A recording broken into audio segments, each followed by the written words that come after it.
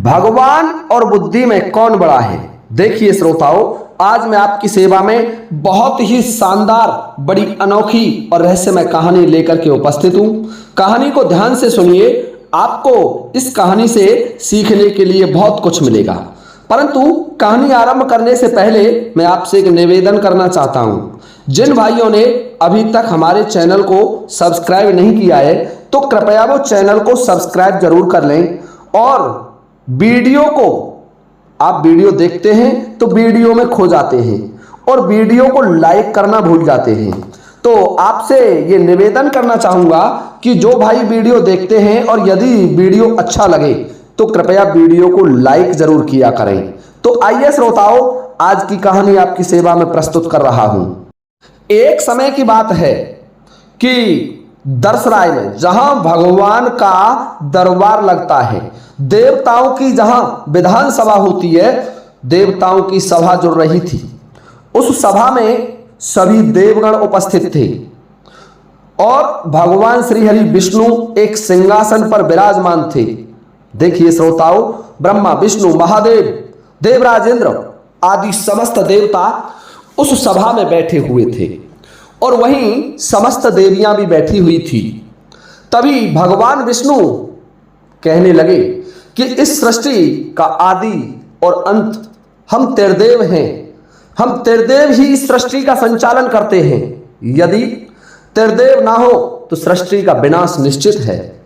जब ये बात बुद्धि की देवी सरस्वती ने सुनी तो श्री हरि विष्णु से कहने लगी कि नहीं प्रभु, आपकी सोच बड़ी गलत है। जितना रोल आप त्रिदेवों का है उतना ही हम त्रिदेवियों का भी है, क्योंकि आप जानते हैं कि एक रथ के दो पहिया होते हैं और यदि एक पहिया काम करना बंद कर दे तो रथ नहीं चल पाएगा। इसलिए हे भगवान, आप अपने आप को यह समझकर बड़ा मत मानिए कि हम इस सृष्टि का संचालन कर रहे हैं। नहीं प्रभु, ऐसा कुछ भी नहीं है। इस सृष्टि के संचालन में हम त्रिदेवियों का भी बड़ा योगदान है। जब ये बात श्री हरि विष्णु ने सुनी तो कहने लगे, देवी बुद्धि, तुम बड़ी अहंकार भरी हुई बात कर रही हो। तुम नहीं जानती कि इस सृष्टि का आदि पुरुष मैं ही हूं। मुझे ही नारायण आदि नामों से जाना जाता है। मेरी ही नाभि कमल से ब्रह्मदेव पैदा हुए और फिर तुम्हें ब्रह्मदेव ने अपने मन से पैदा किया। तुम इस बात को भूल रही हैं कि तुम्हारी उत्पत्ति बहुत बाद में हुई। देवी सरस्वती कहने लगी कि हे प्रभु, आप ये भूल रहे हैं कि मैंने ही आदि माता शक्ति को, मैंने ही आदि शक्ति को मेरी प्रेरणा से प्रेरित किया कि सृष्टि को संचालित करने के लिए तीन देवों को पैदा किया जाए, तीन देवताओं की उत्पत्ति की जाए, ताकि इस ब्रह्मांड में सृष्टि का संचालन हो सके। हे प्रभु, आप अपने आप को बड़ा मत मानिए। परंतु जब भगवान श्री हरि विष्णु ने बुद्धि की देवी की ये बात सुनी तो क्रोधित हो गए, नेत्र तमतमा गए भगवान श्री हरि विष्णु के, और क्रोध में आकर के कहने लगे, देवी तुम्हें बड़ा अहंकार है। तुम वास्तव में अहंकार की बात कर रही हो, परंतु तुम नहीं जानती कि मैं ही बड़ा हूं इस सृष्टि में। दोनों में धीरे धीरे विवाद बढ़ने लगा और जब दोनों में विवाद हुआ तो सरस्वती देवी भी अपने क्रोध की चरम सीमा पर पहुंच गई और श्री हरि विष्णु भी अपनी चरम सीमा पर पहुंच गए।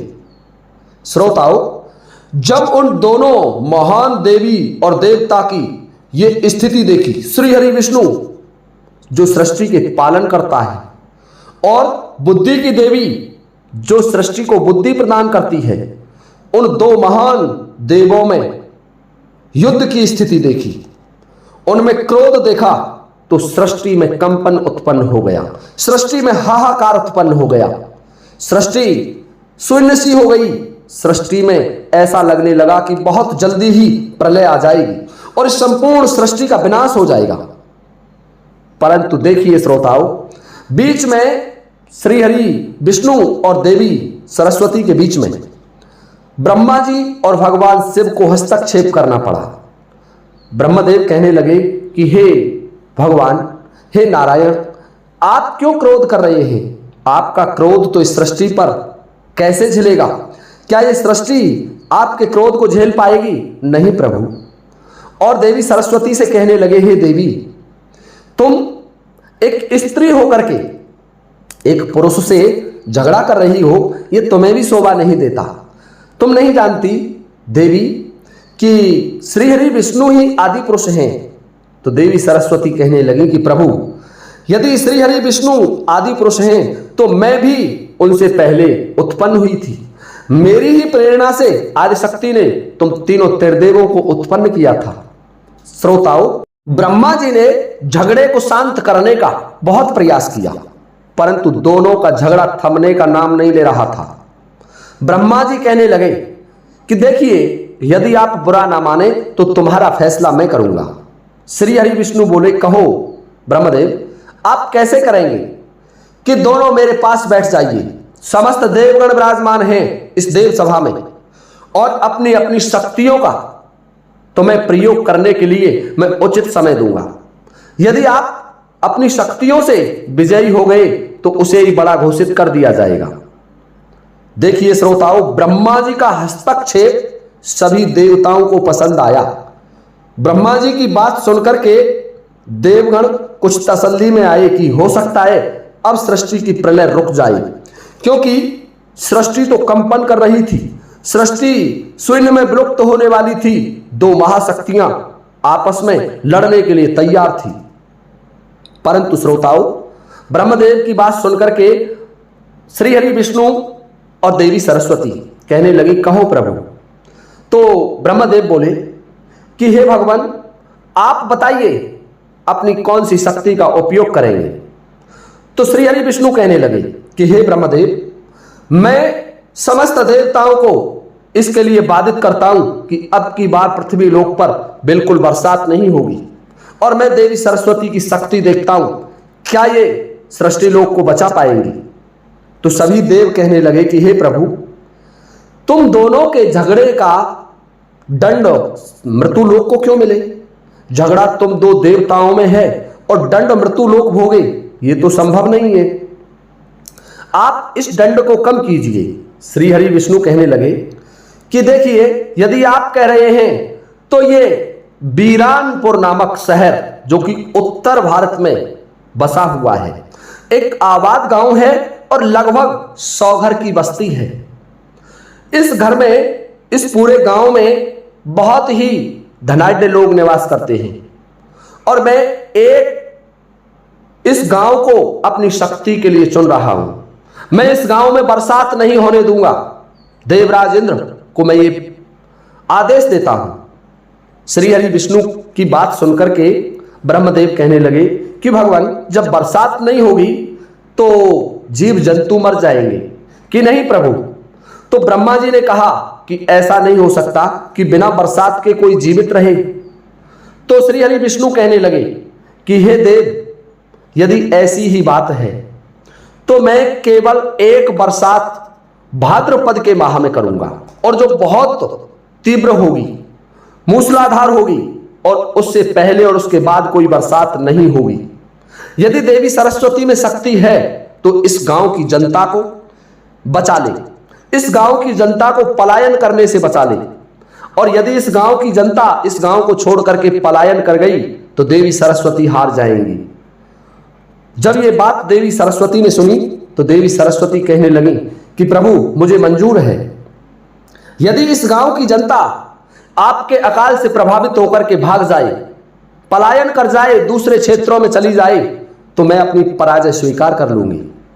देखिए श्रोताओं, दोनों में झगड़ा शांत होने की स्थिति आ गई, और अपनी अपनी शक्तियों का प्रभाव छोड़ने के लिए दोनों राजी हो गए।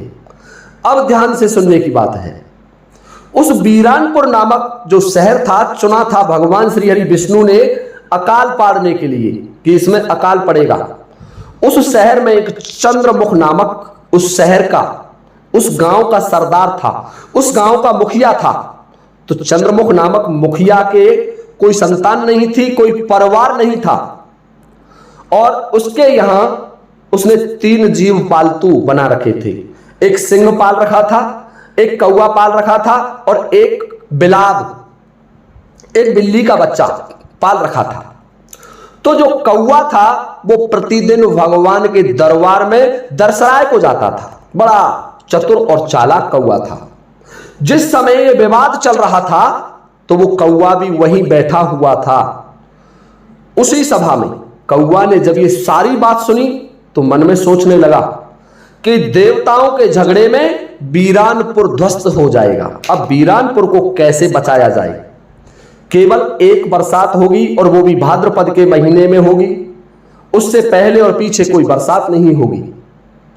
देवी सरस्वती से कह दिया ब्रह्मदेव ने कि देवी, यदि तुम शक्तिशाली हो, बुद्धि हो, वास्तव में तुम अपने आप को शक्तिशाली समझती हो, तो रोको इस शहर को पलायन करने से। श्री हरि विष्णु ने अपनी शक्ति का प्रदर्शन करने के लिए कह दिया है। देवी सरस्वती कह देती है ठीक है प्रभु, मैं मान लेती हूं। यदि आपके प्रभाव से इस शहर ने पलायन नहीं किया तो भगवान कहने लगे कि मैं मान जाऊंगा, तुम बड़ी हो।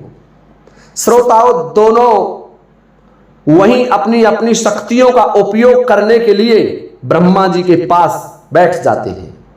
सभी देवगण ये देख रहे हैं कि क्या होने वाला है सृष्टि में। क्या बीरानपुर शहर बच जाएगा या इनकी क्रोधाग्नि में भस्म हो जाएगा? ये सोच रहे हैं देवगण। श्रोताओं, देवी सरस्वती ब्रह्मदेव से कहने लगी प्रभु, अब मुझे भी अपनी शक्ति का उपयोग करना है। तो ब्रह्मा जी बोले करो अपनी शक्ति का उपयोग। तो देवी सरस्वती उस कौवा के बुद्धि पर बैठती है, उस कौवा के शीश पर विराजमान होती है जो देव सभा में बैठा हुआ था। और देवी सरस्वती की प्रेरणा से कौवा में दिमाग आया और कौवा वहां से उड़कर के विचार करने लगा कि मुझे मेरे मालिक चंद्रमुख के पास पहुंचना चाहिए। कौवा उड़कर के चंद्रमुख के पास आ जाता है बीरानपुर शहर में। चंद्रमुख ने कौवा को देखा तो कौवा हताश था। चंद्रमुख कहने लगा कौवा, आज क्या बात हो गई कि हे मालिक, मैंने देखा देवताओं की सभा में देवी सरस्वती और श्री हरि विष्णु में झगड़ा हो गया था और उस झगड़े में श्री हरि विष्णु ने अपनी शक्ति का परिचय देने के लिए हमारे इस क्षेत्र को चुना है। और श्री हरि विष्णु ने देवी सरस्वती से कहा है कि मैं पूरे बीरानपुर नामक इस गांव में बरसात नहीं होने दूंगा और इस गांव के लोग पलायन करेंगे भूख के प्यास की वजह से। और यदि इस गांव के लोग पलायन कर गए तो देवी सरस्वती तुम हार जाओगी। और देवी सरस्वती ने यह कह दिया कि ठीक है, इस गांव के लोग पलायन नहीं करेंगे, मैं इन गांव के लोगों को यहीं रखूंगी। चंद्रमुख भी चिंतित हो गए। देवी सरस्वती चंद्रमुख पर अपनी शक्ति का प्रहार करती हैं और चंद्रमुख में बुद्धि आई। बुद्धि का संचार हुआ तो चंद्रमुख विचार करने लगा। उसने अपने समस्त गांव वालों को बुलाया और गांव वालों से कहा कि देखिए, अब के साल बरसात नहीं होगी, केवल एक बरसात होगी जो भी भाद्रपद के माह में है। आप कोई भी फसल नहीं बो सकते, ना रबी की फसल बोई जाएगी और ना खरीफ की फसल बोई जाएगी। श्रोताओं, आज का सा समय नहीं था, आधुनिक युग नहीं था कि समरसीबल बिजली हो। केवल पानी पीने के लिए तालाब व कुआं होते थे और वो भी किसी गांव में एक आध होता था। केवल वर्षा पर आधारित जीवन ही व्यतीत करते थे। अब देखिए श्रोताओं, ध्यान से सुनने की बात है। चंद्रमुख के शीश पर बुद्धि बैठ जाती है। चंद्रमुख ने गांव वालों को जब ये बात कही तो गांव वाले बोले कि हमें ये गांव छोड़ देना चाहिए। चंद्रमुख बोले नहीं, आपको गांव छोड़ने की आवश्यकता नहीं है, आप तो केवल श्रम कीजिए। गांव वाले बोले क्या करना चाहिए? कि हमारे गांव के जितने भी खेत हैं उन सभी खेतों की मेड़बंदी 3-3 फीट ऊंची कर दीजिए। गांव वाले कहने लगे इससे क्या होगा? कि आप चिंता ना करें, ये काम मेरा है, मुझ पर छोड़ दें, तुम तो मेरे आदेश अनुसार काम करते रहे और इस गांव में से एक भी व्यक्ति को भागना नहीं पड़ेगा। श्रोताओं, चंद्रमुख की बात सुनकर के बीरानपुर गांव के लोग फावड़ा और कुदाली लेकर के अपने खेतों की मेड़बंदी करने लगे। सभी ने अपने अपने खेतों की मेड़बंदी 3-3 फीट ऊंची कर दी। श्रोताओं, अकाल तो पड़ रहा था क्योंकि भगवान विष्णु ने आदेश दे दिया था देवराज इंद्र को। कोई बरसात नहीं हुई। आषाढ़ का महीना निकल गया, श्रावण का महीना निकल गया, कोई बरसात नहीं हुई।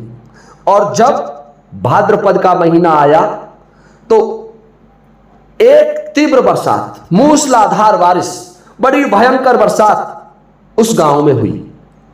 परंतु गांव के लोगों ने पहले ही मेड़बंदी कर दी थी, तो उन खेतों में 3-3 फीट पानी भर गया। बड़ी तेज बरसात थी और पानी से खेत तालाब की तरीके से भर गए। श्रोताओं, अब ध्यान से सुनिए। कुछ समय निकला, धीरे धीरे पानी सूखने लगा और रबी की फसल बोने का समय आ गया। चंद्रमुख ने अपने समस्त किसानों को बुलाया, अपने गांव वालों को बुलाया और उनसे कहा, जाओ समस्त खेती में गेहूं की फसल बो दीजिए और गेहूं बहुत अच्छा होगा इस साल। सभी लोग कहने लगे, चंद्रमुख का आदेश मान रहे थे कि ठीक है मुखिया जी, आप जो कह रहे हैं उसका पालन किया जाएगा।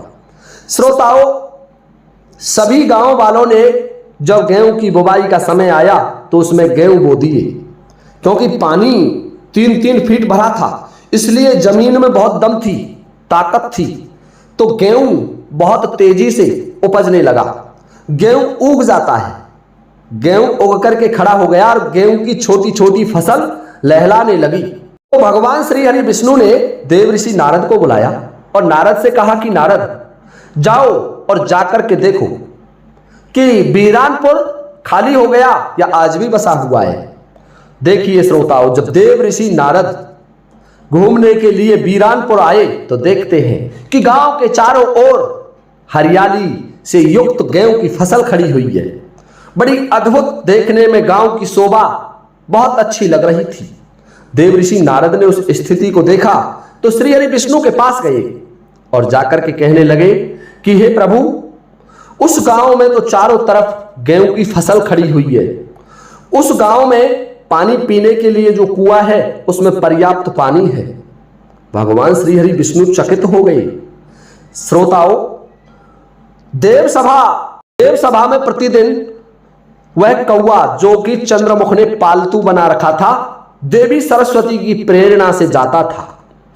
अब श्री हरि विष्णु कहने लगे, ठीक है, कोई बात नहीं है, चूहों को बुलाया जाए, मैं भी देखता हूं देवी सरस्वती को क्या करती है। और चूहों को छोड़ दिया जाए और गांव के चारों ओर की जितनी भी फसल है उस सब को नष्ट कर दिया जाए।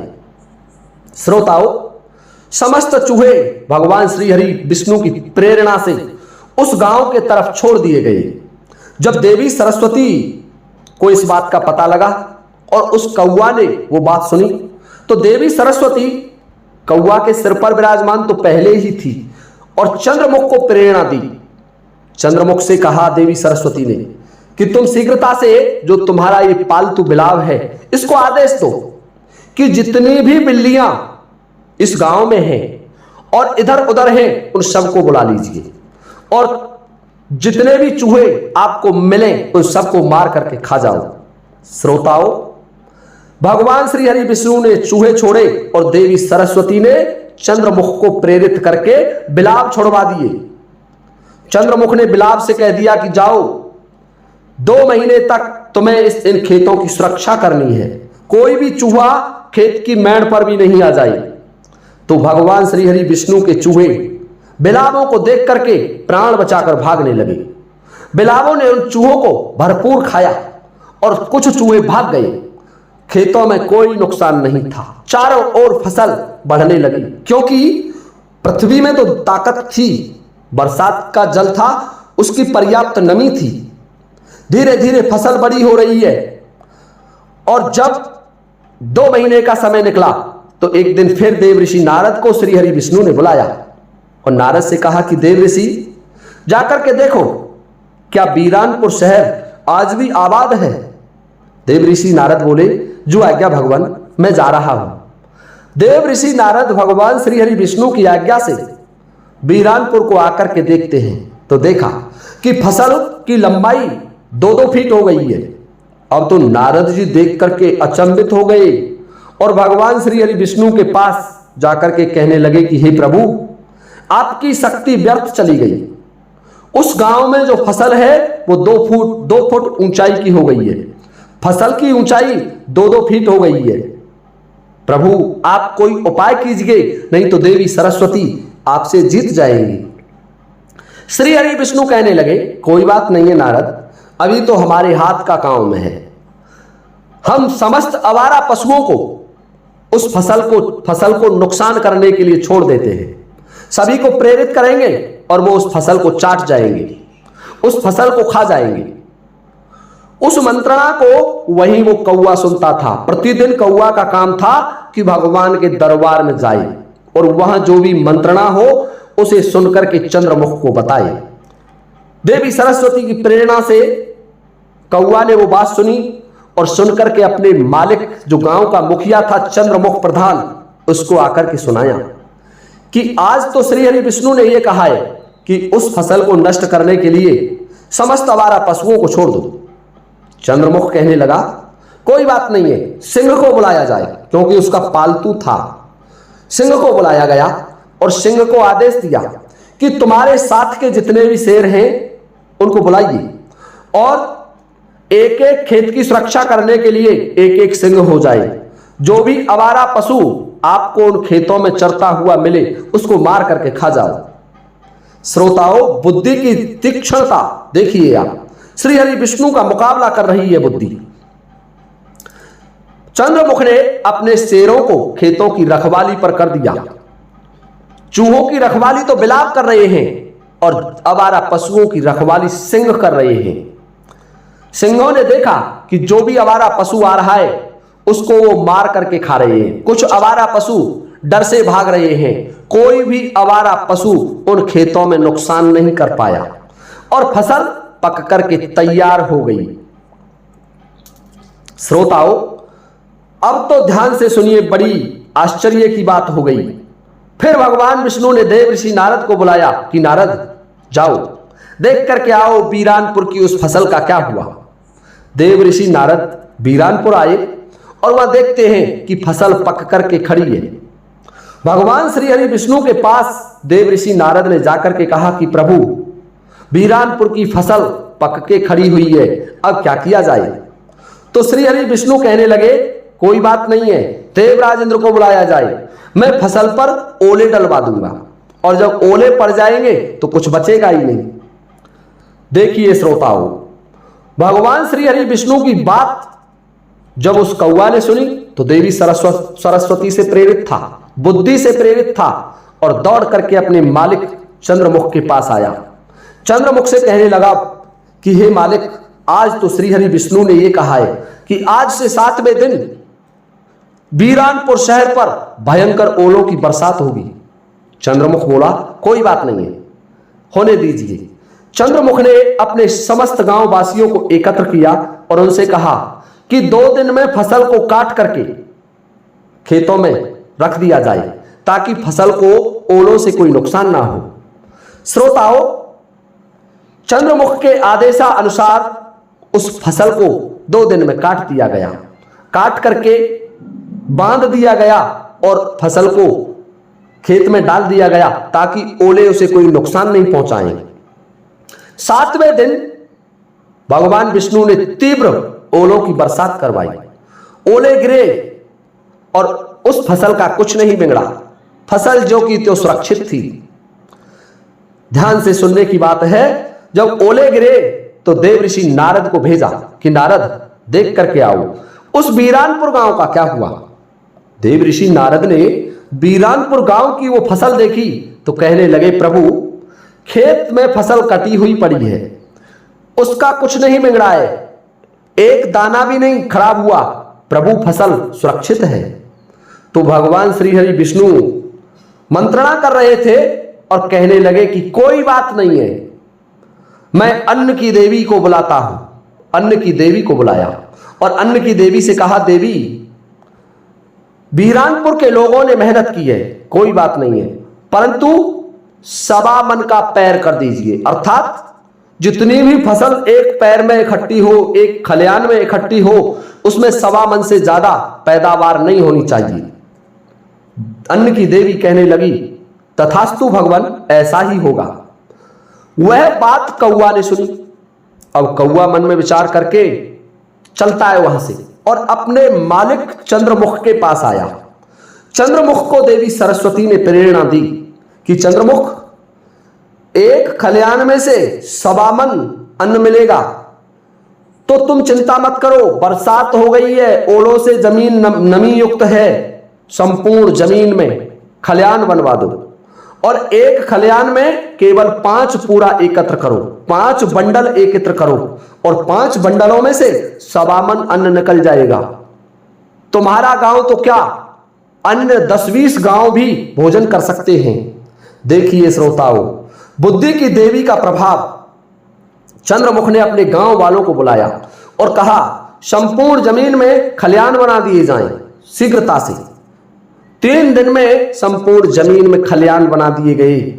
उस जमीन में 5-5 पूरा रख दिए गए और सब पूराओं को अलग अलग 5-5 के हिसाब से हजारों खलियान बना दिए गए। अब देखिए श्रोताओं, एक खलियान में से अन्न की देवी के अनुसार 1.25 मन होना तय था। 5 पूराओं में से 1.25 मन होना तय हो गया, क्योंकि 5 पूरा ज्यादा से ज्यादा 10 या 12 किलो निकाल सकते थे। परंतु अन्न की देवी का वरदान था कि एक खलियान में से 1.25 मन अन्न पैदा होगा और अब तो हर किसान 5 पूरा निकालता और 1.25 मन अन्न अपने घर ले आता। संपूर्ण गांव में अन्न की ढेरियां लग गईं। देखिए श्रोताओं, हजारों मन अन्न पैदा हुआ और वह गांव ऐसा कि ऐसा आबाद रहा। उस अन्न के ढेर को देख करके देवी सरस्वती ने ब्रह्मदेव से कहा कि प्रभु, बुलाइए श्रीहरि विष्णु को। कौन जीता? ब्रह्मदेव ने श्रीहरि विष्णु को बुलाया। श्रीहरि विष्णु से ब्रह्मदेव कहने लगे कि हे देव, हे नारायण, यदि निर्णय किया जाए और समस्त देवगण यहां उपस्थित हैं, देखा जाए तो देवी सरस्वती विजयी हुई। देवी बुद्धि के बिना तो कुछ संभव ही नहीं है। यदि बुद्धि ना हो तो संसार में कोई भी प्राणी कुछ नहीं कर सकता। ब्रह्मदेव की बात सुनकर के श्रीहरि विष्णु और देवी सरस्वती दोनों प्रसन्न हो जाते हैं। दोनों एक दूसरे के पूरक हैं। सभी देवगण इस सृष्टि का संचालन करते हैं। अपना अपना अलग अलग रोल होता है। सभी के सहयोग से यह संसार चलता है। देखिए श्रोताओं, इस तरीके से भगवान श्रीहरि विष्णु और बुद्धि देवी का फैसला किया गया। यदि आपको हमारी ये कहानी अच्छी लगी हो तो कृपया वीडियो को लाइक करना बिल्कुल ना भूलें। और अब आप सभी से लेता हूं मैं अनुमति इस वीडियो को विराम देने की। इसी के साथ जय हिंद, जय भारत।